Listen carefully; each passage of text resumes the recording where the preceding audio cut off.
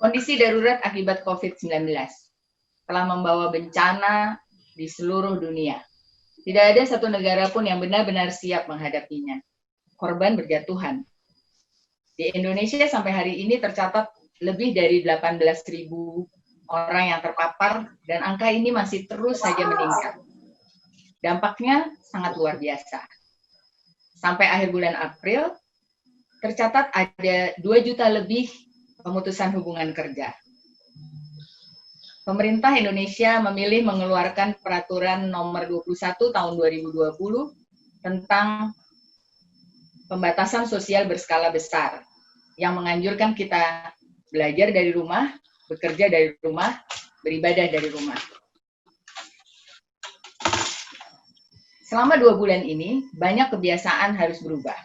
Kebiasaan mencuci tangan dengan sabun, kebiasaan menggunakan masker, menjaga jarak setiap kali kita berinteraksi dengan orang lain, dan juga menghindari kerumunan. Diikuti dengan peraturan perusahaan untuk bekerja dari rumah, working from home. Tidak ada mesin absensi yang mengharuskan pekerja mencatatkan kehadirannya setiap pagi. Tidak ada jarak yang harus ditempuh dari tempat tinggal ke tempat kerja, melalui kemacetan lalu lintas dan kepadatan transportasi umum. Akhir-akhir ini, wacana relaksasi, pelonggaran PSBB, dibenturkan dengan masih meningkatnya jumlah korban. Berbagai kajian dengan skenario pemulihan ekonomi, berbarengan dengan kajian penanganan penyebaran virus, maupun penelitian menemukan vaksin antivirus. Berapa lama pemerintah akan melakukan PSBB? Berapa lama pintu keluar harus diblokir? Apakah setelah periode ini corona akan pergi dan kita akan mulai hidup normal seperti sebelumnya? Apakah kemampuan yang kita miliki sudah cukup untuk mengatasi dan menyikapi kehidupan berikutnya? Hari ini kami mengundang seseorang teman yang lahir di Indonesia, berkarir di berbagai negara, dan terbiasa menghadapi keberagaman kondisi dan berbagai macam perubahan. Wempi Diokta Koto, kelahiran Padang Panjang yang berpengalaman kerja sebagai profesional di perusahaan internasional terkemuka. Sempat menjadi konsultan manajemen, ia lalu memilih menjadi entrepreneur. Seperti banyak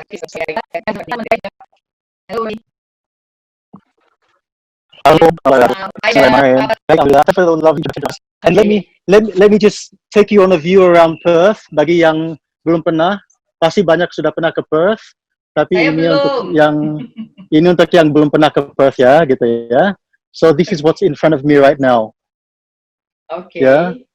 So yes, so thank you so much for having me on today. Dan yeah, Perth is good. Alhamdulillah. Just to give you everybody a bit of background information gitu ya. So saya itu lahir di Padang Panjang tahun 76.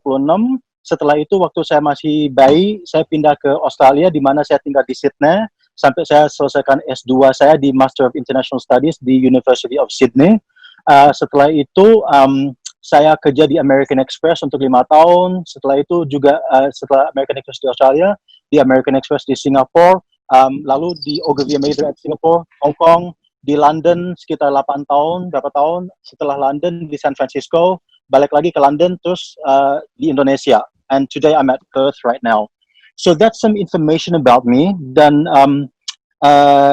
you know, I work today. Aku kerja sekarang sebagai investor dan juga pengusaha, di mana saya ada berapa banyak produk ya, dari produk makanan, dari produk buku-buku publishing, juga bentar lagi I've got just a range of different products gitu kan. Bentar lagi I'm starting a recording company, perusahaan rekaman juga bentar lagi. Wow. So I have a lot of different businesses. Alhamdulillah, my company has got a lot of different businesses, dan juga karena COVID yang kita bisa diskusikan bentar lagi, aku sudah terjun di dunia peralatan medis juga gitu kan.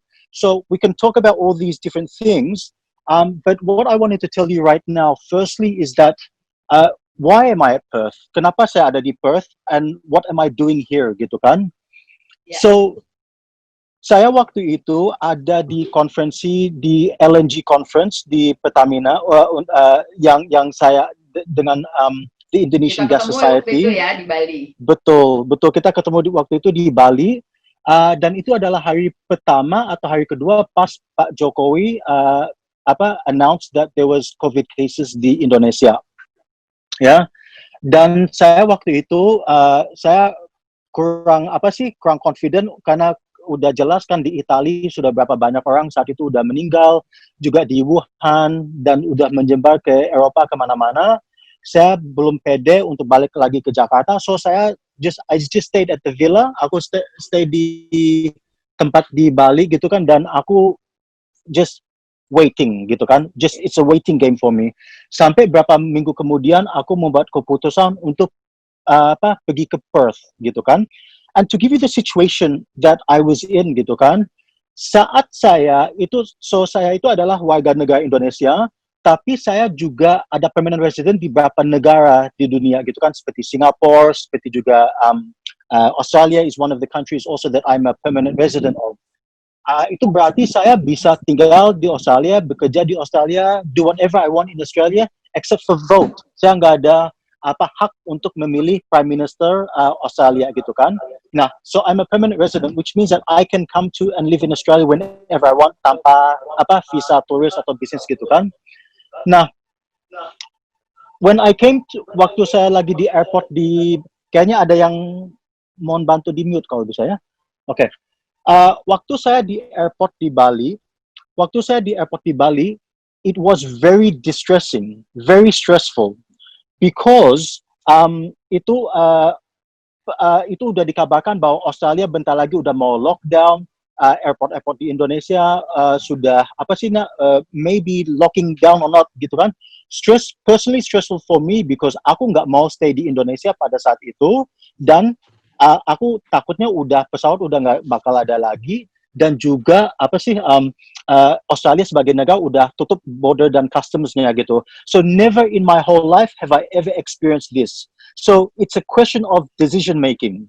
So decision makingnya, apakah saya akan stay di Bali gitu kan, atau apakah saya akan berangkat ke luar negeri ke Australia. Now this is a question of not loyalty, but a question of survival, gitu ya. Okay. If it's about loyalty, I would stay in Indonesia because I love Indonesia. But what happens is that we as human beings, we have these two things called fight or flight mode, and it happens to all of us. Namanya fight itu adalah we fight for what we want gitu kan, atau kita flight, kita terbang, we leave gitu kan. It's like this. Fight or flight happens with everything. It's like in a relationship. Kalau kita udah ada relationship dengan istri, dengan suami, atau dengan pacar atau gimana gitu kan, if they aku kasih contoh ya, domestic violence, if they hit you or hurt you, right, you have first choice gitu, fight gitu kan, kita mau fight and stay in that relationship because we love and we care about that person, or we can flight, we can for our own survival gitu kan, kita berangkat dari situasi gitu. And it's not a very easy question. Kenapa? It's not a very easy answer. Kenapa? Karena sekitar 80% perempuan yang victim, biasanya perempuan yang victim of domestic violence, mereka fight dulu. Mereka nggak kabur dulu, tapi mereka fight dulu untuk stay in that relationship. Karena aku sayang banget dengan suamiku, aku ada anak dengan suamiku, aku ada masa depan, aku ada mertua gitu-gitu, keluarga semua dengan suamiku. Jadinya mereka kalau dipukul gitu atau domestic violence, mereka fight untuk stay in that relationship when really it's not good for them, that they should fly gitu kan. So I had to get into fight or flight mode gitu kan, and I made the decision to fly, to leave to Australia, right? And the funny thing was that when I was waktu saya lagi di customs gitu hampir semua orang itu ditolak gitu. Jadinya di atas pesawat itu hanya saya aja yang misalnya kulitnya yang sawo matang gitu, yang di atas pesawat itu, selain pada itu orang bule semua. Karena waktu itu berapa banyak orang saya lihat di orang Indonesia, misalnya mereka ada turis visa atau turis bisnis, mereka mau kabur dari Indonesia, ditolak gitu semua. Nobody except for permanent residents as well as citizens of Australia were allowed to come back into the country. So this is a new normal that we have to think about, where we have to really decide where is our place in the world, where do we belong, where do we want to belong, gitu kan? Dan saya milih Australia. Kenapa? Karena Australia, menurut saya, will protect me better than how the Indonesian government or the Indonesian authorities will protect me. Why? Because aku misalnya ya, aku akan percaya dengan statistik-statistik yang pemerintah keluarkan mengenai COVID cases. That's an example. When it comes to social welfare, when it comes to regulations to make sure that the public is very well regulated, I trust the Australian government more than I trust the Indonesian government, gitu kan? Nah, ini bukan debat mengenai siapa yang saya percaya atau siapa yang saya nggak percaya atau gimana. It's not about debate about that. It's about me personally. Saya sendiri. Saya lebih ke mana, who do I choose? And this is about all of us as individuals. What are the choices that is right for you may not be the choice that is right for me, may not be the choice that is right for other people. We just have to make the right choices for our own survival at the end of the day. So that's the reason why I'm at Perth. And these are some of the lessons that I've learned also along the way. Thank you. Sounds very interesting. Yep. From those experience that you have just shared, Yep. kalau kita tambahkan lagi kepada kondisi yang sedang kita alami sekarang ini di Indonesia dan di mancanegara juga, dengan pengalaman dan berbagai tantangan yang tadi udah ceritakan, kira-kira menurut Uda, umumnya manusia itu akan berespon seperti apa sih ketika udah bilang tadi fight and fly gitu ya, ketika menghadapi suatu situasi. Apakah ketika pandemik ini muncul juga responsnya seperti itu juga atau bagaimana? That's a very good question, and I have a very real answer. I'm actually very, very disappointed. I'm very disappointed in humanity right now. And I say this very honestly. Kenapa aku disappointed in humanity gitu kan? Di negara terdepan di dunia, ya, misalnya di UK, misalnya di Amerika atau gimana ya, saat pemerintah mengumumkan seperti hal-hal seperti lockdown, hal-hal seperti gitu kan semua, what happened was that people borong yang kaya ya. Aku tidak bahaskan yang nggak ada, misalnya yang survival kelanjutannya susah atau nggak ada uang atau gimana ya. Aku yang bahas tentang yang middle class dan upper class. Ya, what happened is that mereka itu borong semua. Mereka pergi ke supermarket gitu kan, dan mereka beli banyak banget toilet paper. Ya, kalau kita ke Australia sekarang gitu kan, misalnya all toilet paper is gone gitu kan, meat is gone, fresh products is gone, all these different things is gone. Sampai pemerintah harus turunkan kebijakan gitu kan, bahwa setiap orang itu hanya bisa ambil satu produk atau dua produk atau per item atau gimana. Sampai, and I'm thinking, what is wrong with humanity right now? Do they think that we're in like World War III, where we are, di mana kita bakal tinggal di dalam bunker di bawah tanah untuk 6 bulan atau 1 tahun? Or are we really just looking after ourselves? So there is that concept of what we call self-preservation. Yeah, self-preservation is very, very important. It means, how can we preserve ourselves? How can we preserve our family? Bagaimana saya bisa menghidupkan dan atau melanjutkan agar saya tetap hidup dan keluarga saya bisa hidup, ya. Itu namanya self-preservation, and that's okay. That's very important, and that's natural instinct to self-preserve, gitu kan. What is very disappointing to me is that it's become very, very selfish. Okay.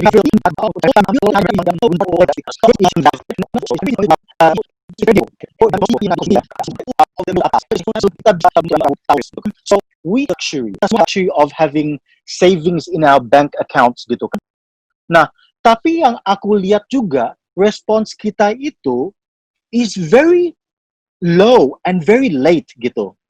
Ya, this is not the time I believe this is not the time in our society to be saving. Right?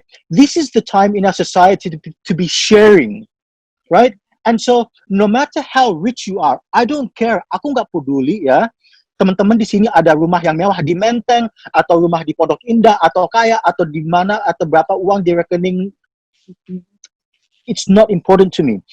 This is not the time to be saving and hoarding. This is the time to be sharing as much as we can with other people. Because we may not live in this era again. Kita mungkin selama hidup saya sudah 43 tahun, mungkin saya nggak ada kesempatan dalam hidup saya selama hidup lagi yang saya bakal ngalamin begini. And I do not want to walk away from this moment in time thinking that Uda Wempi was selfish. Uda Wempi survived. He had all the money in the world, but he never gave it to other people. He never shared. He didn't care, and he was in his own life, right? So I'm very disappointed in a lot of humanity from that level, that we are hoarding our supermarkets together.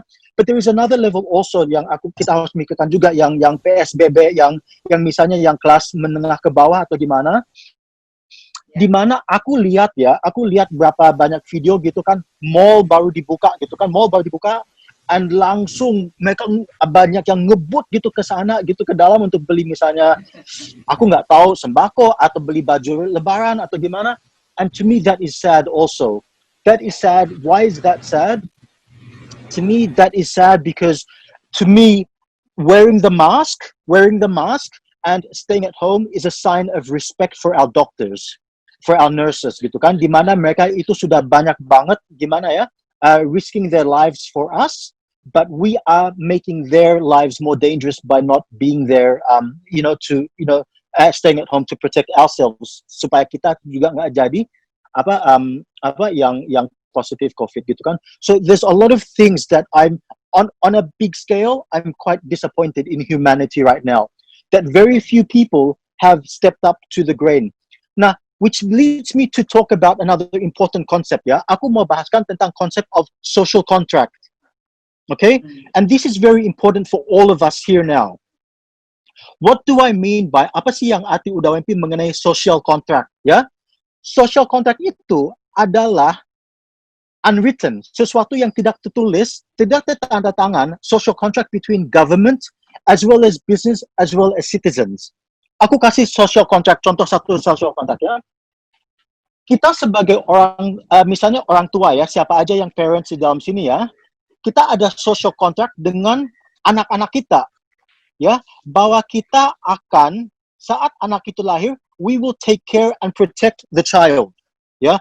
We will give the child food, we will give the child education, kita akan beri juga anak itu makanan, kita akan beri anak itu shelter to protect them, gitu kan. Itu namanya social contract. Jadinya bayi itu nggak tanda tangan kontrak itu, saya sebagai orang tua tidak tanda tangan kontrak itu, tapi itu sebagai understanding of my role and responsibility and contract as a parent to my children, ya. Nah, itu seandainya saya melanggar social contract itu, ya, pemerintah maunya Indonesia atau Australia atau Amerika atau UK atau apapun bisa hukumkan saya secara pidana. Misalnya saya tidak sekolahkan anak saya, itu pidana loh di Australia, di mana-mana gitu kan. Saya nggak beri makanan kepada anak saya melanggar social contract, nggak beri makanan, anak saya kurus meninggal gitu kan. Itu adalah pelanggaran social contract dan saya bisa dipidanakan juga. Okay? Now, what we need to understand now really is what is the social contract between government, yeah, as well as businesses and the citizens. Nah, itu dia. Itu di mana menurut saya, kalau kita lihat social contract, pemerintah, misalnya pemerintah Australia dan New Zealand dan UK gitu semua, bagus banget social contract pemerintah itu dengan masyarakat. Jadinya masyarakat tahu, okay, dengan lockdown, dengan ada masalah apapun, mereka akan diberi makanan, mereka akan diberi allowance, uang akan masuk ke dalam rekening mereka atau gimana gitu kan. Things like that, that's part of the social contract gitu, right? But then after that, we need to understand gitu kan, what is itu so overseas, misalnya di Denmark gitu kan, orang itu misalnya kalau mereka harus mereka di PHK-kan gitu kan di COVID ini, mereka pemerintah akan kasih mereka 80% gaji sebelum mereka itu di PHK-kan di saat COVID ini. Ya, everybody, right? Di UK 75% dari gaji mereka dapat sebelum COVID gitu, mereka akan dapat dibayarkan pemerintah selama COVID gitu kan. Nah, Nah, itu masanya di Indonesia. What is the social contract between government as well as people? Jadinya orang itu berekspektasi bahwa mereka mungkin dapat sembako, minimal dapat sembako. Tapi apakah mereka dapat? Apakah mereka bakal dapat nggak uang tunai atau gimana? So these are things that we need to work on. We need to work on understanding what is the social contract between governments as well as citizens. Tapi juga kita semua sebagai, aku tahu di sini banyak direktur perusahaan-perusahaan gitu kan. We need to understand and we need to formalize what is the social contract between businesses and its employees. Karena itu juga belum jelas juga gitu kan. Jadinya aku cerita dengan salah satu murid saya gitu kan. Dia bilang, Dawem, aku lagi kesulitan banget. Dawem, boleh tolong dong transfer uang kepada saya gitu kan. Oke, aku transfer uang gitu. Aku nanya, aku ngobrol gitu sama dia. What happened gitu kan. Terus dia bilang sama saya, Dawem, aku waktu pas di PHK kan gitu kan, aku hanya gajiku 50% dikasih gaji. Dan tapi aku dari perusahaan multinasional, tapi aku hanya digajikan 50%. Dan itu nggak cukup untuk saya dan istri saya dan apa-apa gitu kan.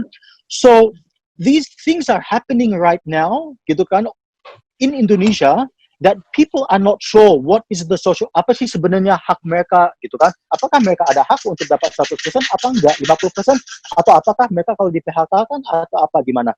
Because everybody is reacting right now. What is the situation, gitu kan.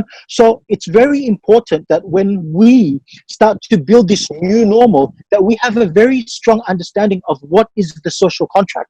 Because not only very soon, gitu kan, sekarang ini, misalnya, talk about a global social contract, gitu kan, sekarang ini mungkin kita bisa blame Tiongkok, Chinese government untuk ini semua, untuk virus corona gitu kan, but very soon, itu banyak individual atau governments will start suing legal action against China.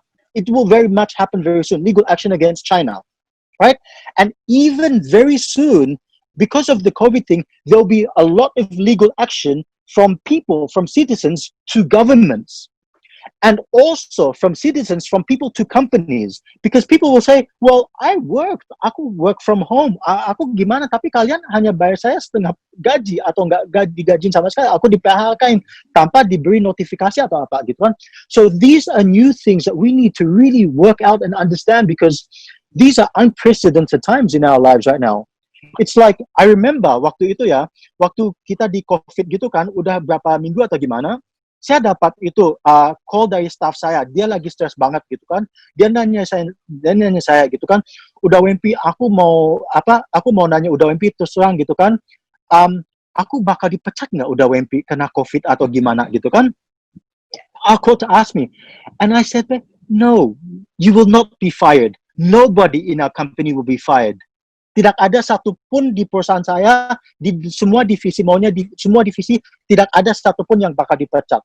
Gitu kan? And in fact, aku bilang sama dia bahwa kita akan sekarang ini dalam proses untuk menambahkan staff justru. Gitu kan? So, that's the good thing about my company. Dan setelah itu, jelaslah sebulan yang lalu, mereka ada anak-anak kan itu nanyain, kita bakal dapat THR nggak atau gimana gitu kan? And I was like, yeah, you will all get your THR. We are safe, we are aman, our company will be fine for the next for years, whatever gitu kan? No problem there gitu kan? So that made them very comfortable and very relaxed, which means that they can, yeah, because they know that they will survive. Karena mereka bakal tahu, semua staff-staff saya tahu bahwa mereka bakal survive. Mereka bisa sharing dengan komunitasnya gitu kan? If you don't know that you're going to survive, you cannot share and you will not share. So I made it very clear to them, you're fine. You can share, your parents, your family, your children will all be fine gitu kan. But these are new normals that we have to think about. Yeah. Thank you. Udah banyak sekali dari ceritanya udah yang bisa kita tarik. Mungkin saya ingin tahu lebih tegas lagi ya, udah. Ketika orang-orang sekarang ini banyak berbicara mengenai new normal, ya kan? Okay. Apakah new normal itu menurut Dawempi itu membutuhkan sesuatu kebiasaan, pemikiran, keahlian yang sama yang sudah pernah kita lakukan sebelumnya? Atau bagaimana? Karena tadi dari cerita-ceritanya Dawempi kan, Dawempi mulai dengan memperbaiki social contract. Memperbaiki pemahaman kita masing-masing mengenai hak dan kewajiban. baik kita Betul. sebagai warga negara terhadap pemerintah maupun sebagai pimpinan dari suatu perusahaan atau organisasi dengan para karyawannya. Memperbaiki dan merevisi, mengkomunikasikan kembali bagaimana hak dan tanggung jawab seperti itu penting kalau menurut Dawenpi tadi kan ya.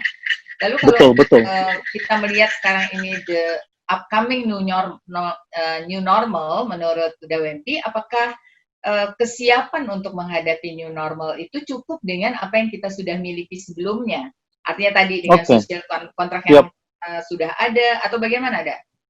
Oke, so menurut saya begini ya, aku udah lihat konsep the new normal di mana-mana gitu kan, dan sebagai investor dan pengusaha dan seorang yang aku sudah tinggal di berapa banyak negara, aku udah tinggal di Eropa, di Amerika, di Asia, di Hong Kong, di mana-mana gitu kan, dan aku juga adalah orang yang hidup according to seasons gitu kan. Ini aku misalnya di Perth sekarang kita lagi kita lagi autumn ya sekarang ya. Autumn, bentar lagi winter, atau spring to summer gitu kan.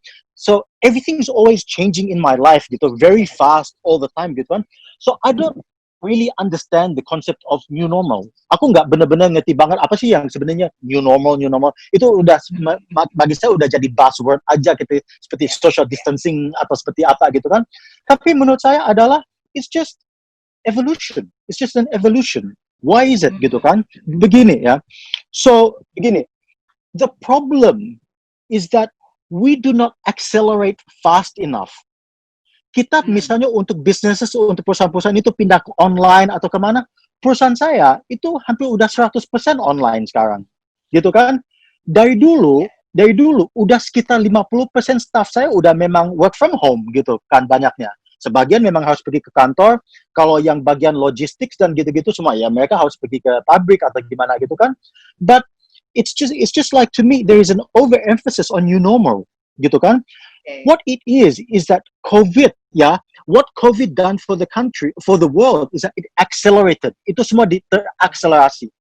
Yang sebenarnya harus yang misalnya kita menuju online tahun 2025 atau 2030, COVID hanya mengakselerasikan aja itu. Jadinya kita loncat dari tahun 2020 jadi everything is 2025 for example, right? So it's just accelerating everything. But the problem is, right, it's not everything around us. Bukan semua yang di lingkari kita atau yang COVID atau gimana kan. The biggest new normal and the biggest problem is inside, is internally, is mindset kita.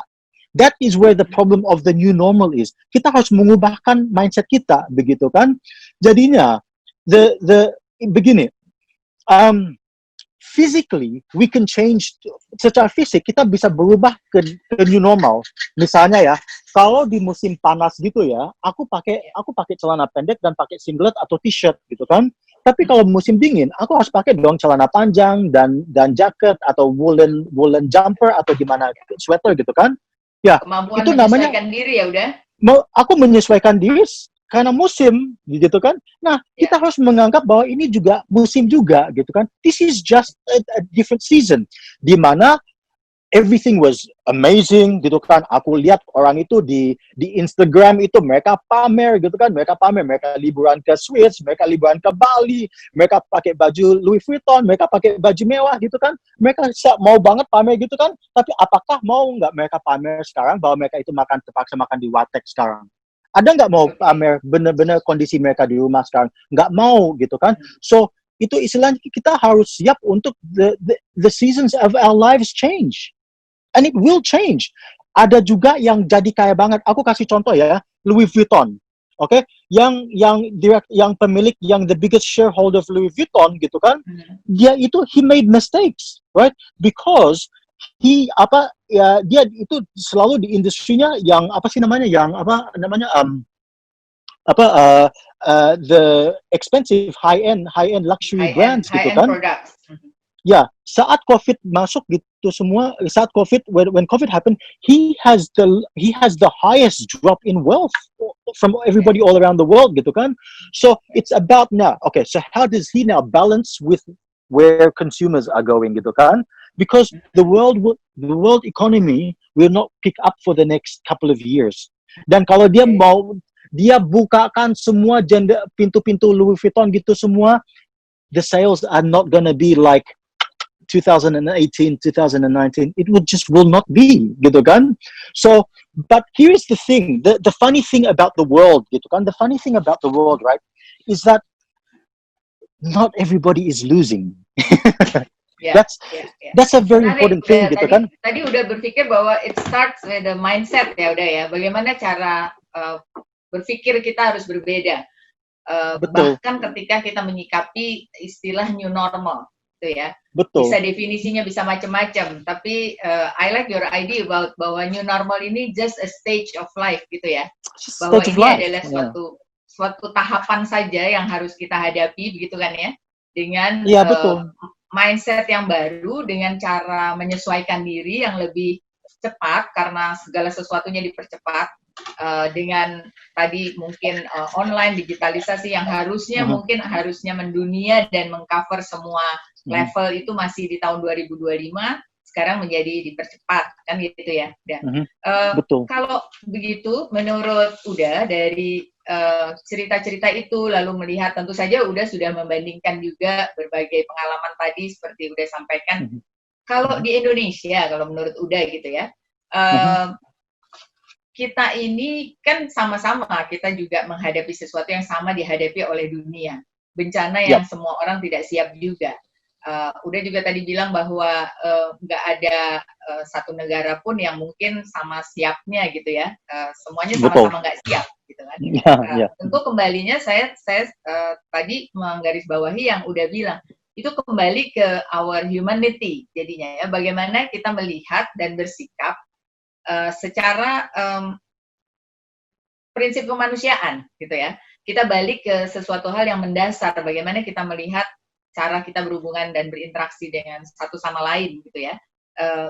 Kalau udah sendiri nih, dari mana itu harusnya muncul the humanity, the empathy, so that we can understand the fundamental gitu ya. Ketika bencana ini menyerang, kemudian itu muncul. Itu yang pertama pertanyaan saya dari ceritanya Dawempi. Lalu yang kedua menyangkut kepada tadi.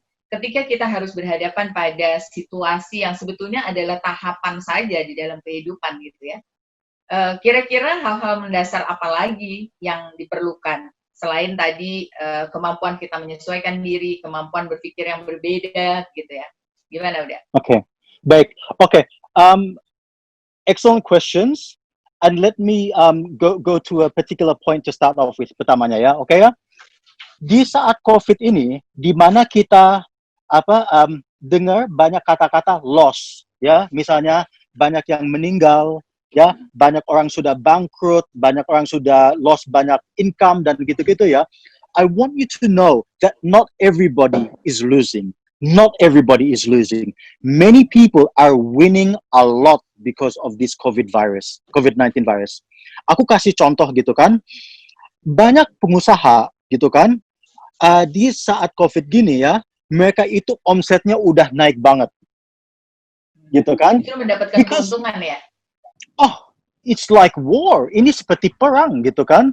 Nah, yang seperti di saat in wartime era, di saat perang gitu kan, orang yang jual kontraktor-kontraktor yang senjata, membuat seragam ABRI, membuat helikopter, membuat itu semua, itu mereka omsetnya udah naik banget. Itu banget gitu kan? Nah, juga misalnya aku kasih contoh juga ya, di saat COVID-19 ini, alright, so Dawem, aku biasanya misalnya aku banyak launching produk-produk yang misalnya consumer atau gimana gitu kan, tapi aku juga ada beberapa bagian yang my most profitable areas of my company gitu adalah business to business, which is more private sort of like business affairs gitu kan. Nah, so di sana juga saya juga ada bagian di mana kita membuat peralatan medis gitu kan. Misalnya kita buat hazmat, APD, kita juga membuat nurse cap, goggles, apalagi kita ada rapid test COVID gitu kan, semua gitu kan. Dan aku lihat itu omset di departemen itu udah gilaan gitu kan. It's just really high right now gitu kan. So the thing is that not everybody is losing. Some people are actually profiting from this. Some people are profiting from this gitu kan. And it's a matter, you need to make the decision. kita semua di Zoom ini harus membuat keputusan. Kita mau kalah, kita mau rugi karena COVID, atau kita mau menang. Jadinya kita harus berevolusi kepada industri-industri yang dimana akan meningkat gitu. Misalnya, ya, COVID, bang, gitu kan, like everybody's losing, Zoom, gitu. Ya enggak, gitu kan? Apalagi naik, semua online learning. Apalagi yang naik gitu kan, industri, delivery in the food delivery industry, all these things. So you have to pick, jangan kita stagnan gitu kan. Jangan ini sekarang sudah jadi musim hujan dan kita tetap jual celana pendek gitu kan. Ini kalau musim hujan kita cepat membuat produksi untuk raincoat, untuk baju hujan gitu kan. Jangan kita 24 jam sehari membuat celana pendek nunggu summer datang, enggak, jangan gitu kan. So you can evolve gitu kan.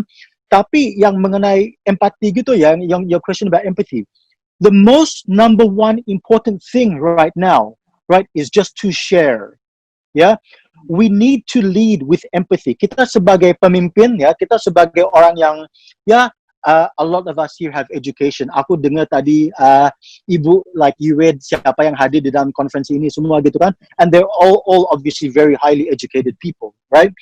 The only way to lead right now is to lead with heart above head, gitu kan?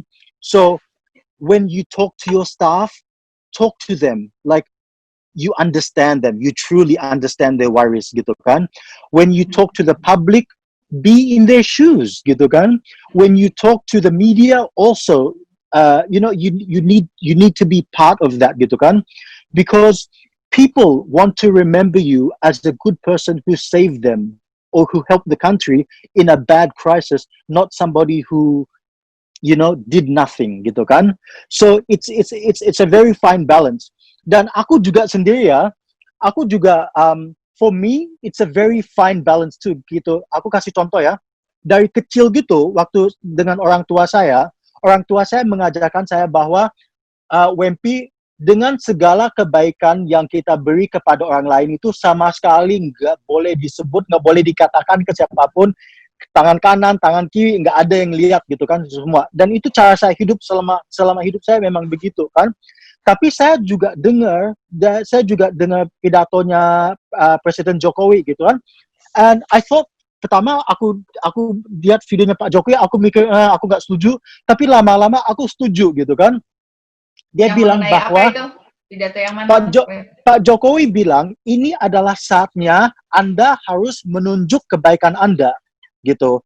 Istilahnya, kalau kita beri kepada charity, kalau kita beri kepada apapun atau gimana, ini adalah saatnya kita membukakan itu kepada publik. Kenapa? Bukan untuk ria atau untuk untuk menyombongkan diri atau gimana. It's not about being sombong, gitu kan? But it's about, udah Wempi itu menunjuk itu ke is doing that, nanti itu bisa direplikasi dengan orang lain. Nanti orang lain bisa lihat contoh saya, nah mereka replikasi gitu kan. So that will help create new actions gitu kan. So if you're doing, kalau kita di sini semua doing good things gitu kan, this is the only time, ini hanya satu waktunya aku benar minta Anda semua untuk membukakan itu kepada publik. Kita tetap niat kita bukan untuk dapat likes atau dapat diakui dengan publik atau di apa gitu kan, semua gitu kan, tapi agar kebaikan kita itu direplikasi dengan orang lain. Karena siapa tahu direplikasi dengan orang lain dan itu bisa membantu seorang yang miskin yang nggak bisa makan di Banyuwangi atau di Aceh atau di Makassar atau di mana gitu kan. So ini adalah saatnya kita membukakan all the good things that you're doing, just open it up to the public right now. Because we need that inspiration and we need the ideas gitu. So lead with empathy and lead with open empathy. Empati yang terbuka gitu istilahnya. Sebelum lanjut ke topik kita mengenai new skills dan new habits, ada pertanyaan sebetulnya salah satu dari Ibu, salah satu peserta kita, yaitu mengenai empati tadi, udah Wempi. Udah itu belajar empati dari orang tua, pendidikan orang tua, atau karena sekitarnya? Di mana Anda sebenarnya lebih mengembangkan empati itu? Aku lihat ibuku itu orangnya empatis banget gitu kan. So I am like my mother's child gitu kan. And my father, mereka itu, when I think of my mother and father, they make me cry. Mereka itu udah membangun yayasan yang menyekolahkan anak-anak gitu, udah banyak banget mereka itu gitu. Mereka empatis banget gitu orangnya gitu kan. Yeah. And I learned it from my parents. I will give you an example of how empathetic my mother, ini ibu saya gitu kan. Tidak ada orang satupun ya yang ke rumah saya ya yang keluar dari rumah itu tanpa dikasih sesuatu dari ibu saya gitu. That's my mother's way. Jadinya kalau ibu atau bapak siapa aja datang ke rumah orang tua saya yang maunya di Australia atau di mana-mana gitu kan, rumah orang tua saya, kalau ke sana gitu kan, pasti keluar dengan sesuatu gitu kan. Misalnya maunya keluar dengan itu makanan, atau keluar dengan sabun, atau dengan souvenir, mungkin ibu saya kemana ke luar negeri, atau keluar dengan sepatu, atau aku nggak ngerti sih ibu saya, pokoknya kalau ke rumah saya keluarnya pasti ada dengan dikasih barang apapun, aku nggak ngerti. Oke, menarik tuh. Okay. So it's a way to lead with empathy, and so to me is that when you have the opportunity to give, untuk memberi, kita beri aja, dan rezeki itu pasti datang lah, gitu kan? Gitu. Oke. Jadi kalau kembali kepada apa kebiasaan-kebiasaan baru yang harus kita kembangkan ya, untuk bisa benar-benar survive tadi, supaya kita betul-betul bisa memenangkan peperangan ini gitu, kalau istilahnya udah tadi ini adalah perang gitu ya.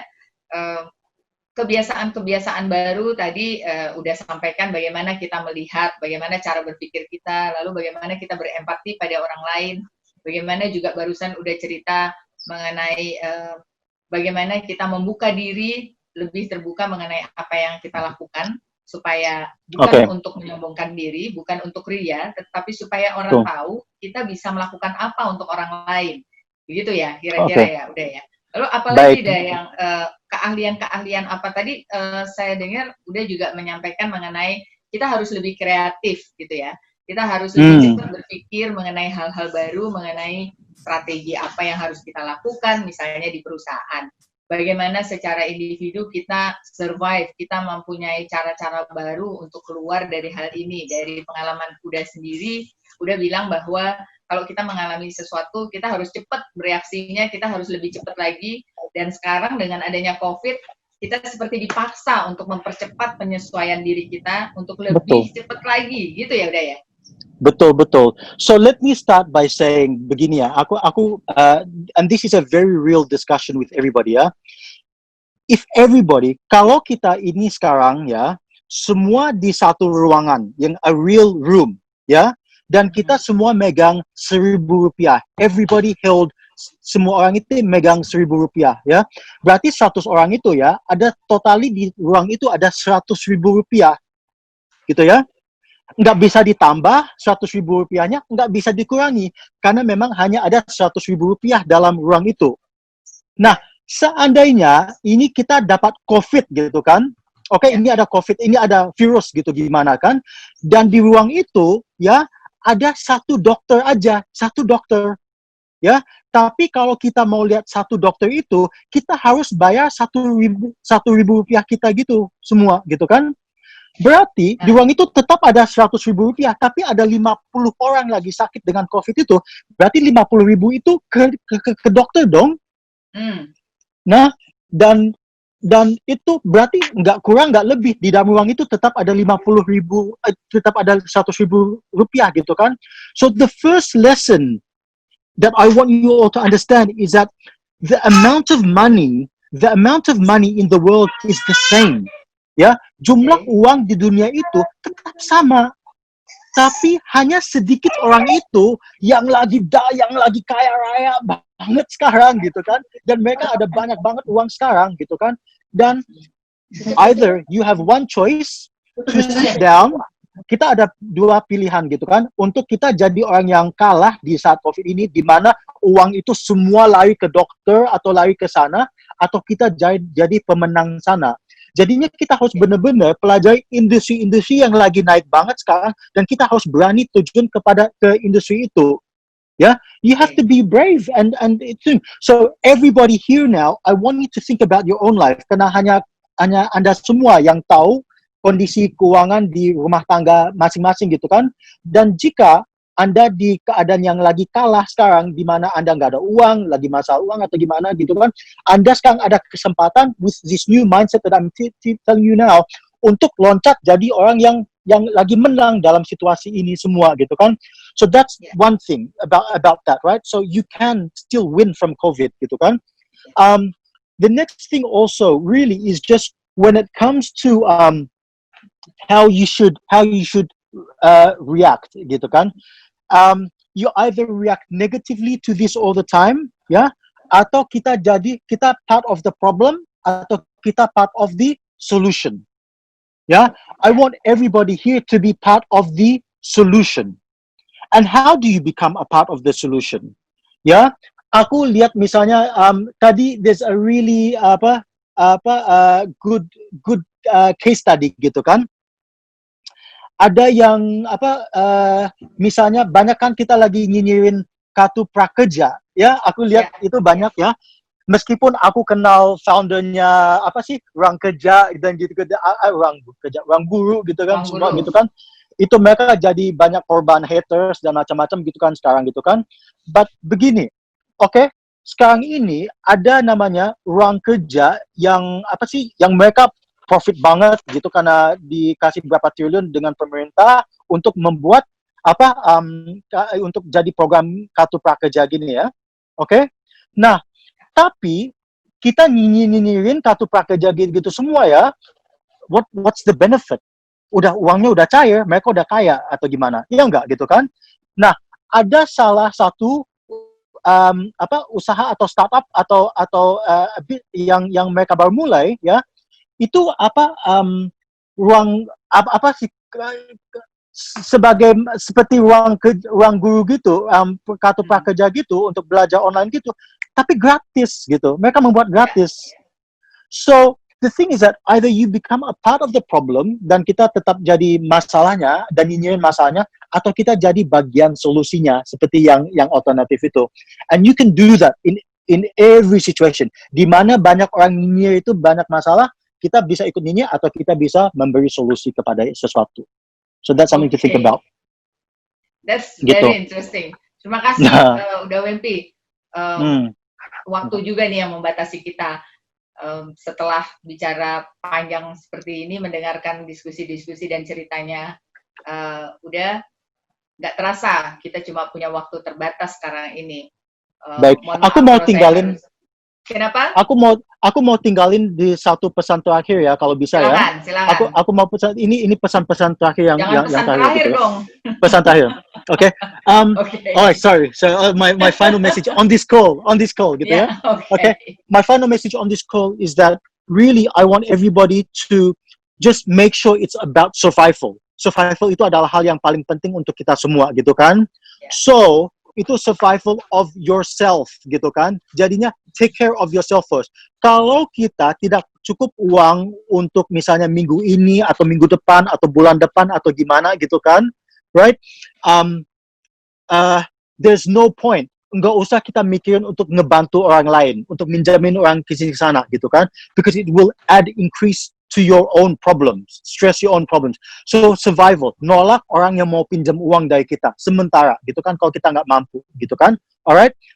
The next thing I want you to think about, sebelum Anda ya ingin membantu ya masa-masa lewat crowdfunding site untuk membantu APD macam-macam di sini sana gitu untuk dokter atau bagaimana gitu kan, I want you really now to think about your family first. Mikirin keluarga dulu ya. Check on your parents, ask your parents, apakah orang tua Anda itu benar-benar okay? Anak-anak, sepupu, tante-tante, om kita yang udah tua, ada yang cacat, ada yang gimana. Ask them.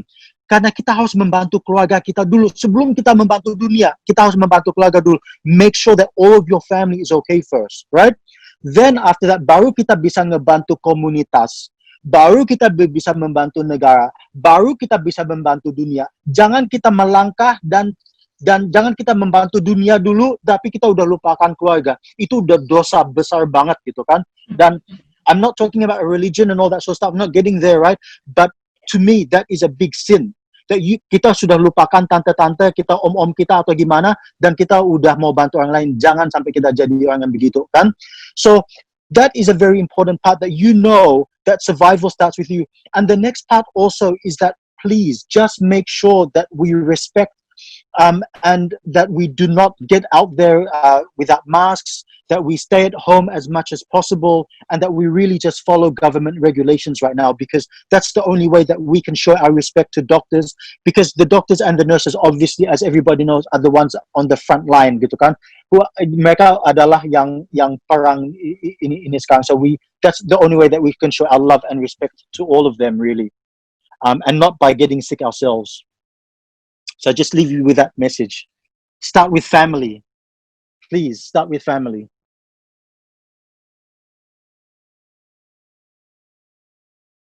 Done. Okay, I think Ibu is frozen. Yeah. Ya, beberapa hal tadi dari UDAWMP. Virus ini COVID-19 hadir dan sudah menetap di negara kita, termasuk di tempat UDAWMP juga sekarang. Kita harus belajar untuk hidup bersamanya, setidaknya sampai vaksin ditemukan.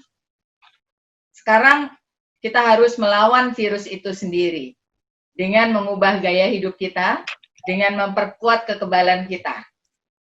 Kita harus mengadopsi kebiasaan baru, mulai dari cara berpikir dan keterampilan-keterampilan baru. Berpikir kritis, cepat tanggap, luas menyesuaikan diri, membiasakan berinteraksi dengan menjaga jarak, fasih menggunakan teknologi sebagai alat bantu, dan mencari cara-cara baru di antara keterbatasan gerak. Fasih memanfaatkan data-data, membaca informasi yang tersedia di lingkungan kita untuk berani mengambil keputusan. Itu yang kita dapat dari diskusi sore ini. Ada suatu penelitian yang menunjukkan adanya atau memperkenalkan ada 9 hal untuk berhasil di dalam dunia yang baru atau dunia yang sudah ditimpa oleh bencana besar ini. Ada 9 hal, adaptability, flexibility, semua hal yang tadi sudah disampaikan oleh UDAWMP dengan sangat menyentuh karena dekat sekali dengan pengalaman kita. Ada hal-hal empati, ada hal-hal bagaimana kita merespek orang lain. Intinya adalah kita sedang menghadapi perubahan yang dipaksa oleh bencana. Corona hanya pendorong kita untuk mempercepat diri agar berubah. Berubah untuk lebih baik, berubah untuk lebih cepat, berubah untuk berpikir lebih kritis, dan mencari hal-hal baru untuk keluar dari masalah ini. Mereka yang tidak berubah akan menghadapi masalah. Bagaimana dengan Anda semua? Transforma Talks akan hadir lagi bulan depan dengan obrolan menarik lainnya. Semua pertanyaan-pertanyaan yang belum sempat kami tanggapi di sesi live ini akan coba kami jawab di kanal YouTube ataupun kita diskusikan dalam kesempatan berikutnya. Terima kasih sekali lagi UDAWMP. Stay safe, stay healthy there. Sampai jumpa teman-teman sekalian. Terima kasih atas perhatian dan partisipasinya hari ini. Sampai jumpa dalam sesi Transforma Talks berikutnya. Selamat sore. Thank you very much. Assalamualaikum and selamat sore. Thank you very much, gentlemen.